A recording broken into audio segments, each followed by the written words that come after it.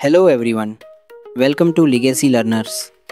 हम यहाँ पे क्लास 11th हिस्ट्री, जियोग्राफी और पॉलिटी के एनसीईआरटी के हर कॉन्सेप्ट को बहुत आसान और इंटरेस्टिंग तरीके से समझाने आए हैं। लिगेसी लर्नर्स में हम आपको सिंपल इंग्लिश में चैप्टर्स एक्सप्लेन करेंगे ताकि हर स्टूडेंट, चाहे वो बिगिनर हो या एवरेज, आसान तरीके से इन चैप्टर्स को समझ सके। आज का टॉपिक है themes in world history book का चैप्टर 7, जिसका नाम है चेंजिंग कल्चरल ट्रेडिशन। इस चैप्टर में हम देखेंगे यूरोप के एक ऐसे टाइम पीरियड को जो कल्चरल और इंटेलेक्चुअल अवेकनिंग के लिए जाना जाता है और ये कैसे आगे चल के रेनेसांस का कॉज बना। चलिए शुरू करते हैं और स्टेप बाय स्टेप समझते हैं इस चैप्टर के हर टॉपिक को। इंट्रोडक्शन। यूरोप में 14th सेंचुरी से लेकर 17th सेंचुरी तक का पीरियड एक ऐसे टाइम को दिखाता है जो कल्चरल और इंटेलेक्चुअल अवेकनिंग के लिए जाना गया। ये टाइम पीरियड रेनेसांस के नाम से फेमस है। इस दौरान लोगों में नए आइडियाज़ और सोच के प्रति एक जागरूकता आई।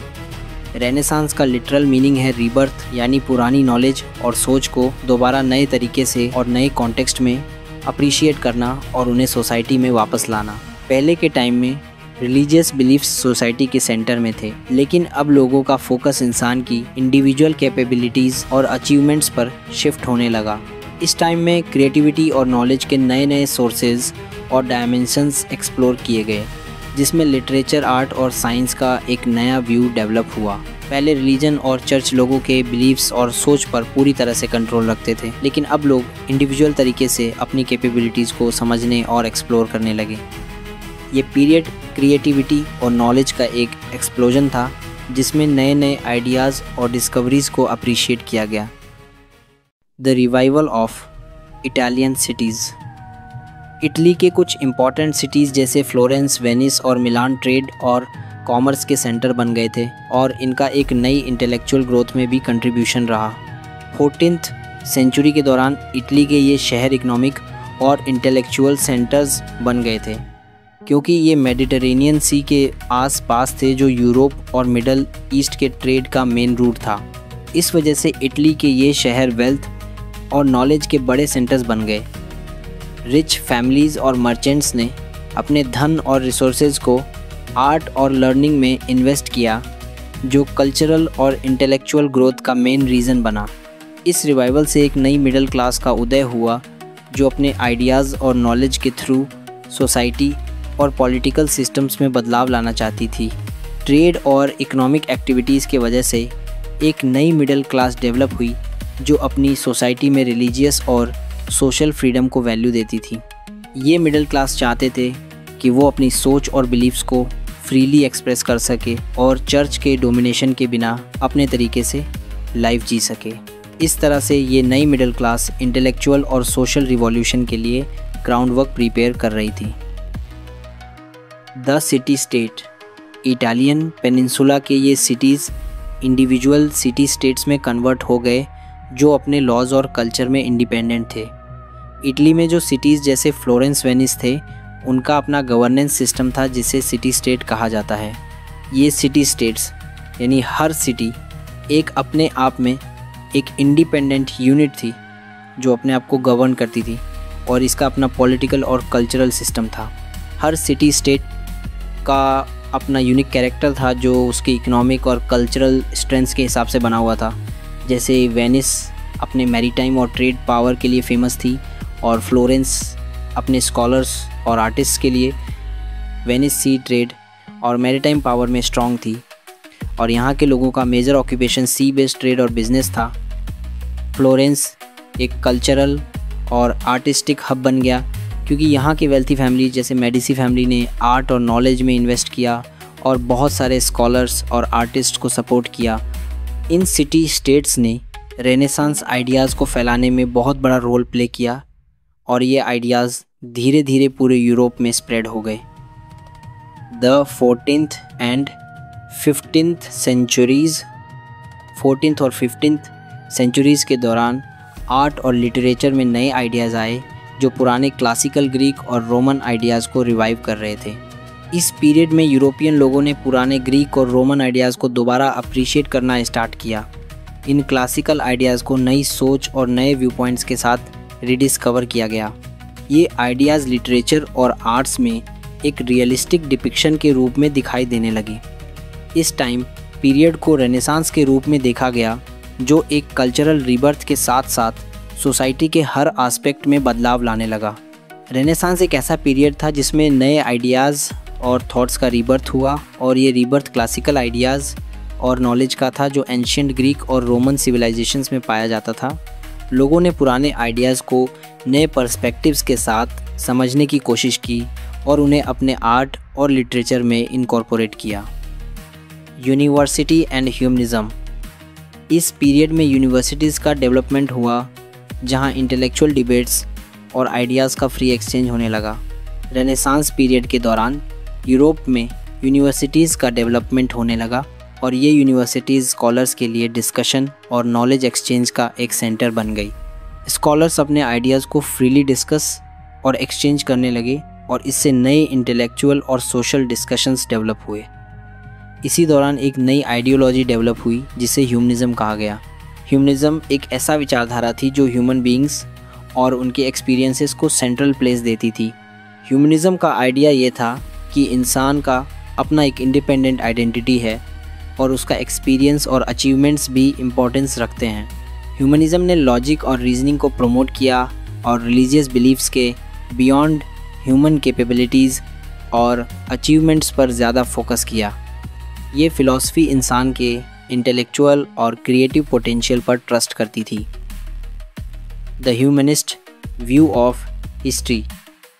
ह्यूमनिस्ट स्कॉलर्स ने हिस्ट्री को नए नज़रिए से देखना शुरू किया और एंशिएंट ग्रीक और रोमन सिविलाइजेशंस को रिवाइव करना चाहा।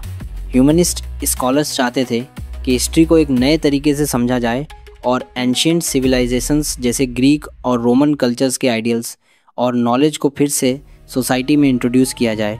ह्यूमनिस्ट ने हिस्ट्री को इस तरह से देखा कि सोसाइटी और इंसान की जर्नी और उनके अचीवमेंट्स का एक डॉक्यूमेंटेशन है, और इनका व्यू था कि हिस्ट्री को समझ के इंसान सोसाइटी को और बेटर बना सकता है। पेट्रार्क जैसे ह्यूमनिस्ट थिंकर्स ने हिस्टोरिकल राइटिंग्स और डॉक्यूमेंट्स को केयरफुली स्टडी करना शुरू किया। ह्यूमनिस्ट थिंकर्स जैसे पेट्रार्क ने एंशिएंट राइटिंग्स और डॉक्यूमेंट्स को केयरफुली स्टडी किया और उनके थ्रू नए नए आइडियाज़ और नॉलेज सीखा। उनका फोकस हिस्ट्री को एक एक्यूरेट और लॉजिकल तरीके से समझने पे था, और इन लोगों का मानना था कि हिस्ट्री को समझने से इंसान अपने आज को भी बेटर समझ सकता है और अपना फ्यूचर बना सकता है।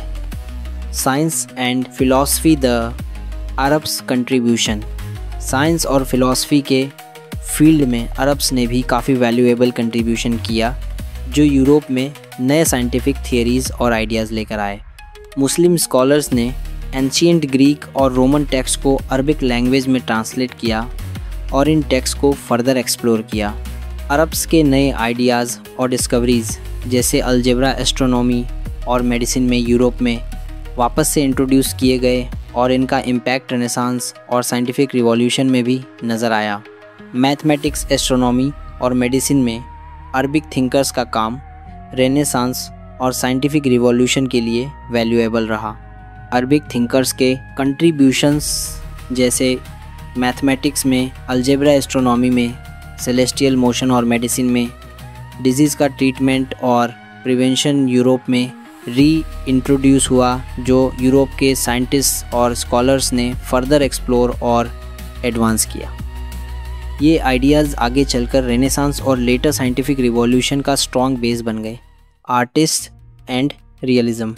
रेनेसांस पीरियड के आर्टिस्ट ने रियलिज़म और ह्यूमन बॉडी को एक्यूरेटली डिपिक्ट करना शुरू किया। रेनेसांस का एक मेजर फीचर रियलिज़म था जो आर्ट में दिखाई दिया। रियलिज़म का मतलब है चीज़ों को वैसे डिपिक्ट करना जैसा वो असल में है, यानी ह्यूमन बॉडी और नेचुरल वर्ल्ड को रियलिस्टिक और नेचुरल फॉर्म में दिखाना।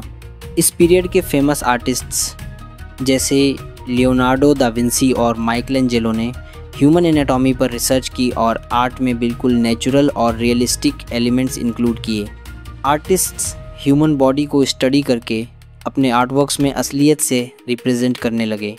लियोनार्डो दा विंसी ने ह्यूमन बॉडी के मसल्स और स्ट्रक्चर को डीपली स्टडी किया और अपने आर्टवर्क्स में उनको वैसे ही डिपिक्ट किया जैसे वो असल में दिखते हैं। ये रियलिज़म और एक्यूरेसी मॉडर्न आर्ट का फाउंडेशन बन गया और आज भी आर्ट के वर्ल्ड में रियलिज़म इम्पॉर्टेंट माना जाता है।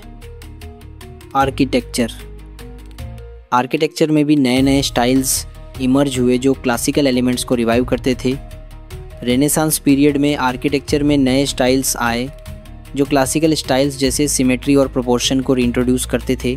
रेनेसांस के आर्किटेक्ट्स ने एंशिएंट ग्रीक और रोमन स्टाइल्स को दोबारा से अपने डिज़ाइंस में इनकॉर्पोरेट किया और बिल्डिंग्स में बैलेंस और हार्मनी क्रिएट करना शुरू किया।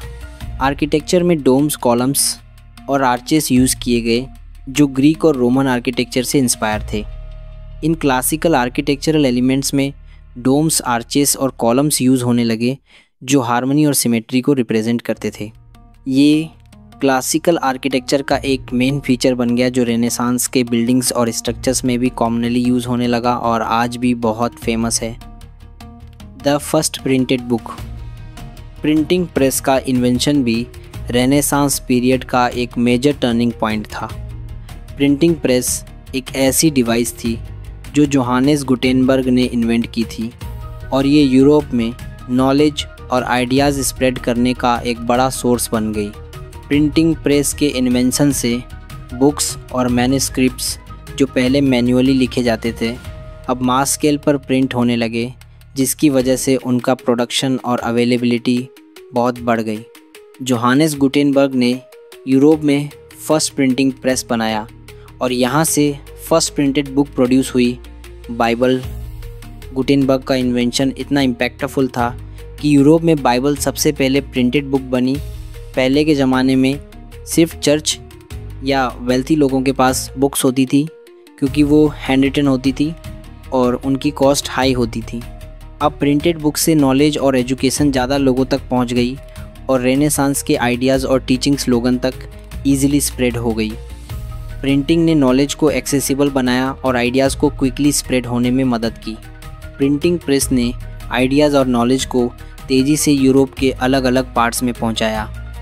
इससे रेनेसांस के इंटेलेक्चुअल और कल्चरल वैल्यूज़ क्विकली स्प्रेड हुए और लोग नए नए थॉट्स और टीचिंग्स को समझने और फॉलो करने लगे। ये पीरियड एक ऐसे मूवमेंट में बदल गया जिसमें इंडिविजुअलिज्म और फ्रीडम ऑफ थॉट प्रोमोट होने लगा। A new concept of human beings. Renaissance thinkers ने ह्यूमन बीइंग्स को एक नए नज़रिए से देखना शुरू किया। रेनेसांस के थिंकर्स जो ह्यूमनिस्ट मूवमेंट से इंस्पायर थे ने ह्यूमन बीइंग्स और उनकी इंडिविजुअल कैपेबिलिटीज़ पर फोकस करना शुरू किया। ये पहली बार था जब लोग रिलीजन के बियॉन्ड इंसान के पोटेंशियल और अचीवमेंट्स को अप्रिशिएट करने लगे। पहले लोगों को सिर्फ रिलीजियस टर्म्स में देखा जाता था, लेकिन अब इंसान का अपना इम्पोर्टेंस और पोटेंशियल रिकॉग्नाइज किया जा रहा था। पहले लोगों को प्राइमरीली रिलीजियस टर्म्स में देखा जाता था, लेकिन अब ह्यूमनिज़्म के इम्पैक्ट की वजह से ह्यूमन बीइंग्स को सेंटर में रखा गया। ह्यूमनिज़्म के इफ़ेक्ट से इंसान के एबिलिटीज़ और इंटेलिजेंस को रिलीजन के स्कोप के बियॉन्ड देखना शुरू किया गया। इंसान के एक्सपीरियंसेस और कैपेबिलिटीज़ सोसाइटी में एक सेंट्रल प्लेस ले रहे थे और रिलीजियस कंट्रोल के बिना इंडिविजुअल लाइफ और अचीवमेंट्स को अप्रिशिएट किया जा रहा था। The aspirations of women. इस टाइम पीरियड में वीमेन के राइट्स और उनके एस्पिरेशंस के ऊपर भी कुछ डिस्कशंस और डिबेट्स होने लगे। रेनेसांस के दौरान कुछ वीमेन ने लिटरेचर और आर्ट्स में अपना कंट्रीब्यूशन देना स्टार्ट किया और अपने आप को एक्सप्रेस करने लगी। हालांकि सोसाइटी में मेल डोमिनेंस अब भी था, लेकिन कुछ वीमेन एजुकेशन और आर्ट में आगे बढ़ने लगी और अपने एस्पिरेशंस को एक्सप्रेस करने लगी। रेनेसांस के दौरान कुछ वीमेन लिटरेचर और आर्ट्स में आगे आई और अपने टैलेंट्स को शोकेस किया। वीमेन राइटर्स और आर्टिस्ट ने अपने वर्क्स के थ्रू अपने टैलेंट्स को डिस्प्ले किया और सोसाइटी में वीमेन के रोल के ऊपर डिस्कशंस को प्रोवोक किया। लेकिन सोसाइटी में वीमेन के इक्वल राइट्स और स्टेटस अभी भी लिमिटेड थे और इनका मेजर रोल डोमेस्टिक लाइफ में ही रेस्ट्रिक्टेड था। वीमेन के एस्पिरेशंस और आइडियाज़ अभी भी कम्प्लीटली सोसाइटी के रूल्स और रेस्ट्रिक्शन से फ्री नहीं हो पाए थे। Debates with in Christianity.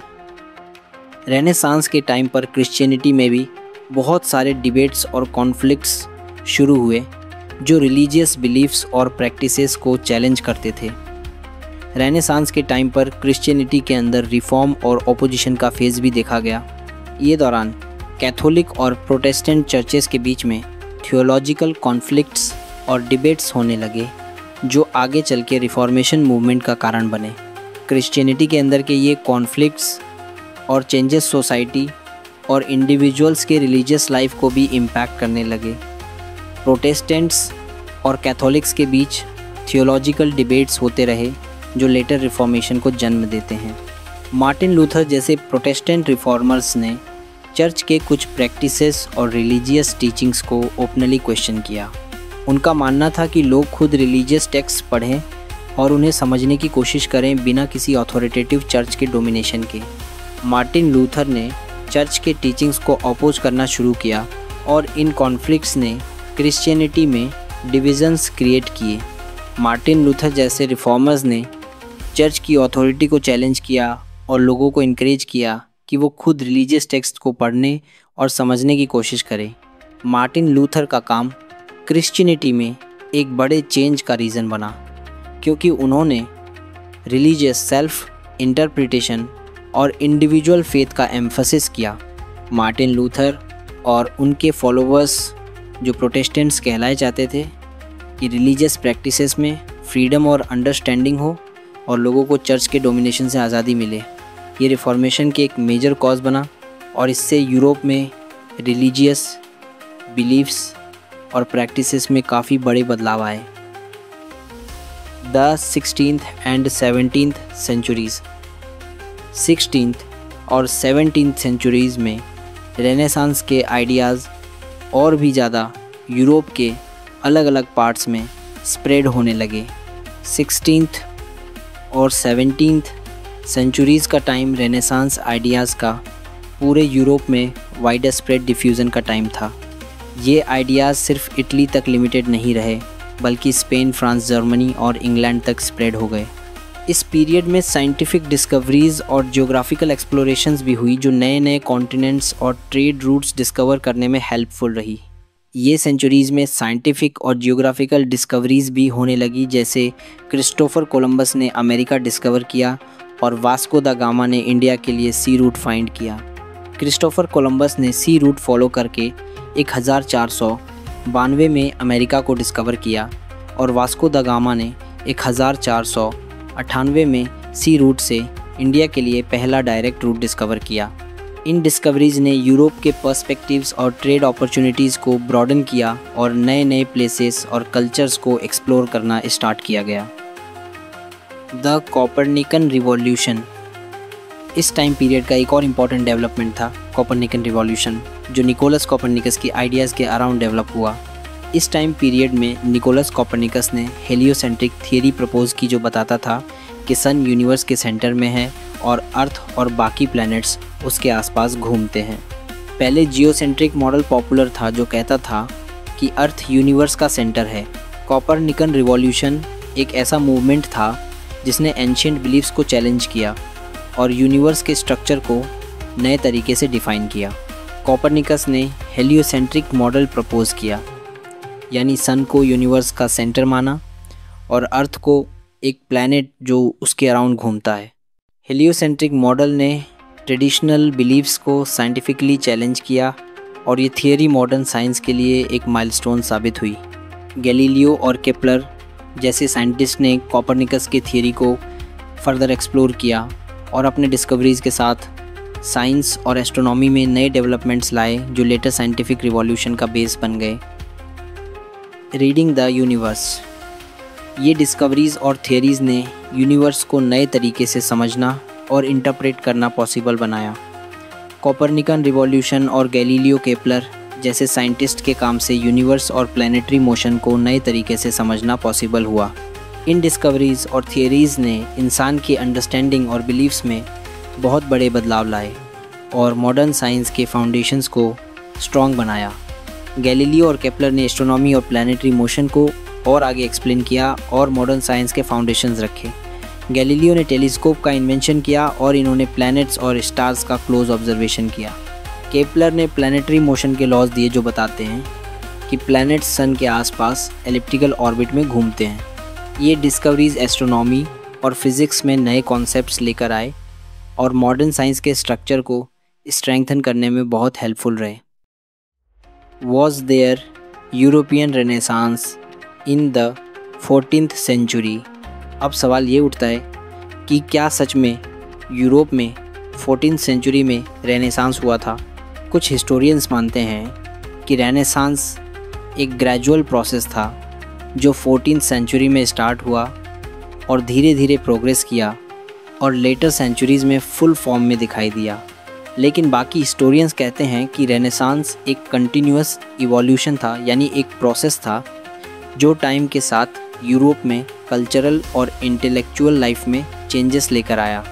कुछ हिस्टोरियंस कहते हैं कि 14th सेंचुरी से ही रेनेसांस का स्टार्ट हो गया था, लेकिन ये कल्चरल चेंजेस और नए आइडियाज़ धीरे धीरे डेवलप हुए और पूरी तरह मैच्योर होने में टाइम लगा। लेकिन बाकी हिस्टोरियंस कहते हैं कि ये प्रोसेस पूरी तरह से मैच्योर होने में टाइम लगा। बाकी हिस्टोरियंस का आर्ग्यूमेंट है कि रेनेसांस एक सडन चेंज नहीं था, बल्कि धीरे धीरे सोसाइटी में इन्फ्लुएंस और इम्पैक्ट क्रिएट कर रहा था, जो आगे चल के एक फुल स्केल रेनेसांस बना। इस चैप्टर का मेन लेसन ये है कि चेंजिंग कल्चरल ट्रेडिशन यूरोप के कल्चरल और इंटेलेक्चुअल अवेकनिंग के टाइम को रिप्रेजेंट करता है। इस चैप्टर में रेनेसांस के आइडियाज़ और उनका यूरोप और मॉडर्न वर्ल्ड पर क्या इम्पैक्ट पड़ा उसका डिटेल्ड डिस्कशन है। ये एक रीबर्थ का टाइम था जिसमें आर्ट, साइंस और फिलॉसफी में नए कॉन्सेप्ट्स और थियरीज आए और नए नए इंटेलेक्चुअल और कल्चरल आइडियाज़ सोसाइटी में स्प्रेड हुए। ये रेनेसांस का टाइम था जिसमें क्रिएटिविटी और नॉलेज का एक्सप्लोजन हुआ और नए आइडियाज़ को प्रमोट किया गया। ये पीरियड एक इंटेलेक्चुअल और सोशल रिवॉल्यूशन बन गया जो ह्यूमन कैपेबिलिटीज़ और अचीवमेंट्स को सेलिब्रेट करता था और इसने पूरी यूरोप में नए थॉट्स और आइडियाज़ को सोसाइटी में डीपली एम्बेड किया। अगर आपको ये वीडियो पसंद आई तो प्लीज़ लाइक करें और अगर और भी ऐसे ही इन्फॉर्मेटिव वीडियोस चाहिए तो हमारे चैनल लीगेसी लर्नर्स को सब्सक्राइब करें। हर नए वीडियो के लिए बेल आइकन भी दबाएं ताकि आप कुछ भी मिस ना करें। See you in the next lesson.